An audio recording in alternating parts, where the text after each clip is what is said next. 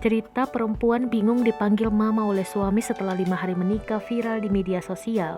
Kisah itu diunggah oleh akun TikTok @irma_arizoy pada Kamis 10 Juni 2021. Hingga saat ini, videonya telah ditonton lebih dari 8 juta kali. Perempuan yang mengunggah kisah itu bernama Irma Ningrum, 22 tahun, asal Kulon Progo, Daerah Istimewa Yogyakarta. Ia menikah dengan Ari Dewantara, 23 tahun, pada 6 Juni 2021 lalu. Irma membenarkan kisahnya itu terjadi 5 hari setelah mereka menikah. Pengantin baru ini mengaku terkejut dipanggil mama oleh sang suami. Irma terkejut dipanggil dengan sebutan mama karena dirinya belum terbiasa, mengingat sebelumnya Irma dipanggil dengan sebutan sayang oleh Ari. Perempuan tersebut tak protes apabila dipanggil dengan sebutan mama oleh suaminya. Meski begitu, dirinya mengaku belum percaya diri dengan sebutan mama tersebut. Dirinya menambahkan mempunyai ide mengunggah kisahnya ke TikTok untuk senang-senang saja, sehingga Irma dan suami tak menyangka jika video itu bakal viral.